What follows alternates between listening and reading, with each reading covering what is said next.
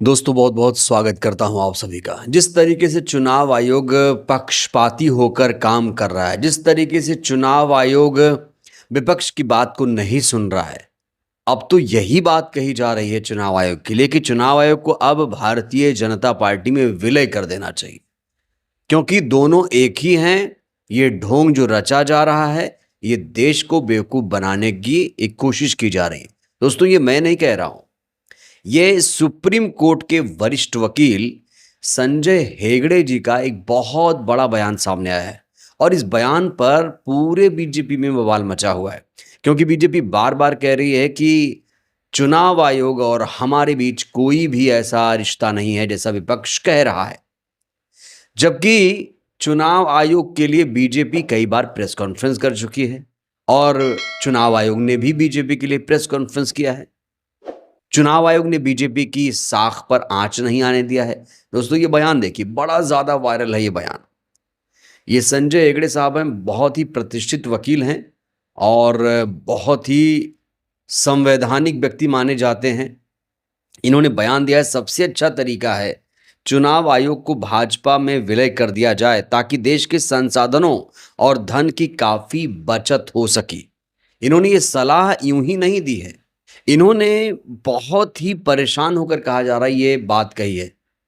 और ऐसा नहीं है कि वो चाहते हैं कि दोनों का विलय हो जाए, बल्कि यहां पर वो ये कह रहे हैं कि दोनों का विलय ऑलरेडी हो चुका है, लेकिन फिर भी ये दोनों अलग अलग संस्थाएं बने फिर रहे हैं। यहां पर ये कह रहे हैं कि संसाधनों और धन की बचत काफ़ी होगी अगर ये एक ही हो जाएं तो। चुनाव आयोग की जो बिल्डिंग है, भाजपा की बिल्डिंग में शिफ्ट हो जाए, इस तरह की बातें अब दोस्तों पूरे देश में हो रही हैं। वही नेहा सिंह राठौर आजकल सीधे सीधे चुनाव आयोग से पंगा ले रही हैं। चुनाव आयोग से नेहा सिंह राठौर का 36 का आंकड़ा हो चुका है। उन्होंने इस बार चुनाव आयोग के सामने जो पोस्टर लहराया दोस्तों, उससे जो चुनाव आयोग काफ़ी ज़्यादा तिल मिलाया हुआ है। और ख़ास तौर से ये जो ज्ञानेश कुमार है ना, जिनको कहा जा रहा है कम अक्ल है, जिनसे जब वीडियो मांगा जाता है, मतदान के दौरान का सीसीटीवी फुटेज मांगा जाता है, तो ये कहते हैं नहीं नहीं, बहू बहन बेटियों की इज्जत का सवाल है, हम कैसे दे दें आपको वीडियो। तो वीडियो रिकॉर्डिंग क्यों की जाती है, क्यों फालतू खर्चा होता है वीडियो रिकॉर्डिंग में, आपको देखने के लिए होता है, आपने बहू बहन बेटियों की इज्जत का ठेका लिया है। पूरा देश यही सवाल पूछ रहा है और चुनाव आयोग इस समय पूरी तरीके से दोस्तों एक्सपोज हो चुका है। वहीं सुप्रीम कोर्ट ने चुनाव आयोग को लेकर एक बहुत बड़ी टिप्पणी कर दी है और ऐसी टिप्पणी दोस्तों, कहा जा रहा है कि प्रधानमंत्री की कुर्सी भी खतरे में आ सकती है।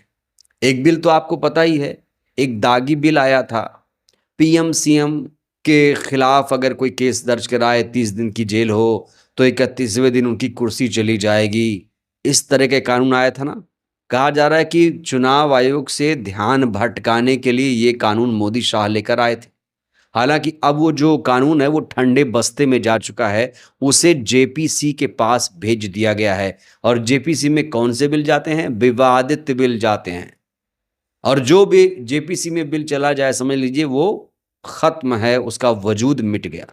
तो विपक्ष की यहाँ पर बहुत बड़ी जीत हुई है, मोदी शाह की एक नहीं चली है। इस बीच सुप्रीम कोर्ट की जो टिप्पणी है उसको लेकर बड़ी ज्यादा चर्चा हुई है।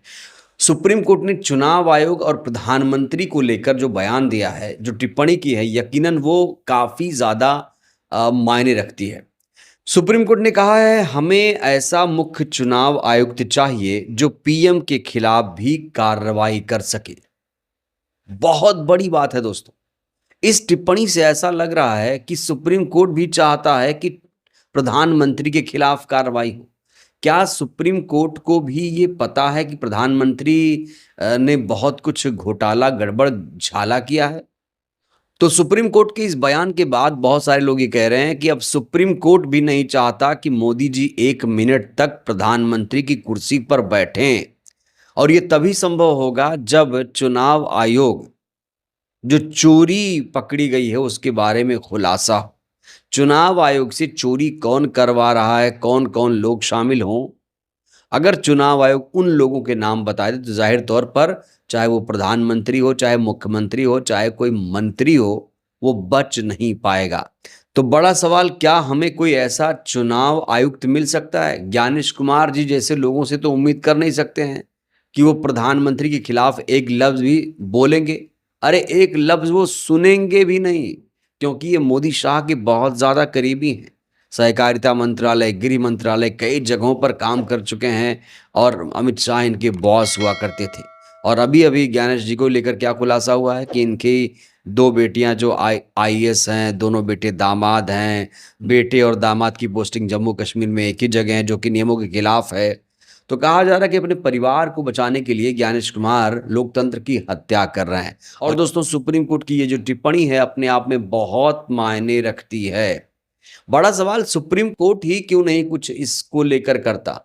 सुप्रीम कोर्ट अगर संज्ञान ले तो क्या कुछ नहीं हो सकता है? सुप्रीम कोर्ट जो भी चाहे हो सकता है, लेकिन सुप्रीम कोर्ट क्यों नहीं इनिशिएटिव लेता? सुप्रीम कोर्ट चुनाव आयोग से तो उम्मीद कर रहा है, क्या सुप्रीम कोर्ट भी इस दिशा में कोई प्रयास करेगा? इस बीच नेहा सिंह राठौर ने अपने बयानों से लोगों को चौंका दिया है। सुप्रीम कोर्ट के इसी टिप्पणी को लेकर नेहा सिंह राठौर ने एक तस्वीर भी साझा की है। इसमें आप देख सकते हैं, जहां पर ज्ञानेश कुमार जो हैं अपने बॉस को शॉल ओढ़ाकर सम्मानित कर रहे हैं। ये तस्वीरें आप देखिए, हमने इससे पहले भी आपको ये तस्वीर दिखाई थी। एक तरफ उन्होंने सुप्रीम कोर्ट की टिप्पणी लगाई है और लिखा है, क्या हमें ऐसा मुख्य चुनाव आयुक्त मिल चुका है जो पीएम के खिलाफ कार्रवाई कर सके? अगर नहीं मिला तो दूसरा मुख्य चुनाव आयुक्त क्यों नहीं नियुक्त किया जा रहा है?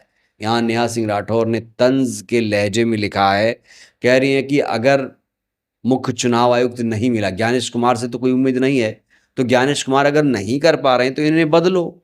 लेकिन दोस्तों, आपको बता दें, चुनाव आयुक्त की नियुक्ति भी बीजेपी ही कर रही है। बीजेपी आज की डेट में जिसे चाहे उसे वो चुनाव आयुक्त, मुख्य चुनाव आयुक्त बना सकती है। तो मुख्य चुनाव आयुक्त की नियुक्ति करने वाली कमेटी में 3 लोग होते हैं, प्रधानमंत्री, कैबिनेट मंत्री और एलओपी। एलओपी की कोई हैसियत है नहीं। तो आज की डेट में बीजेपी जिसे चाहे उसे मुख्य चुनाव आयुक्त बना सकती है।